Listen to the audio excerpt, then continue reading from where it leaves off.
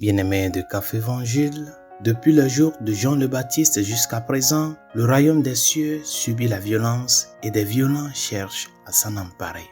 Chers amis, nous célébrons ce jour la mémoire de Saint Jean de la Croix, prêtre, lui qui a collaboré avec Sainte Thérèse d'Avila pour réformer le Carmel. L'évangile de ce jour nous parle de la violence opérée contre le royaume de Dieu.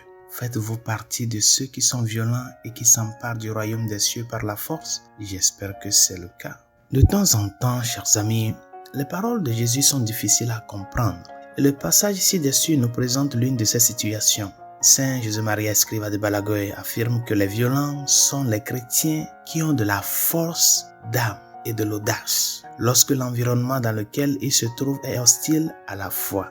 C'est-à-dire que cette violence dont parle l'Évangile n'est pas une violence qui détruit mais qui construit. Saint Clément d'Alexandrie dit que le royaume des cieux appartient à ceux qui luttent contre eux-mêmes.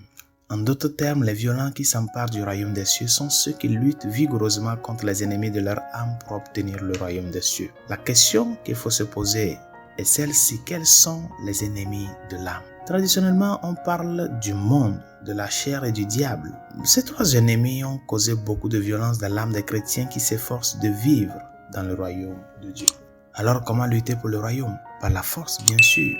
Et certaines traditions disent que les attaquants prennent le royaume par la force. Cela signifie que la vie chrétienne ne peut pas être purement passive, chers amis. Nous ne pouvons pas nous contenter de sourire pour entrer au paradis. Les ennemis de notre âme sont réels et ils sont agressifs. C'est pourquoi nous devons également devenir agressifs dans le sens où nous devons affronter directement ces ennemis avec la force et l'audace du Christ. Et comment procédons-nous? Nous nous attaquons à l'ennemi de la chair par le jeûne et l'abnégation. Nous affrontons le monde en restant ancrés dans la vérité du Christ, la vérité de l'Évangile, en refusant de nous conformer à la sagesse du temps. Et nous affrontons le diable en prenant conscience de ses plans malveillants pour nous tromper, nous confondre et nous égarer en toutes choses, afin de le réprimander et de rejeter ses actions dans notre vie. Résolution de ce jour. Une fois encore, manifeste ta gratitude à Dieu de l'avoir connu et travaille pour te maintenir uni à lui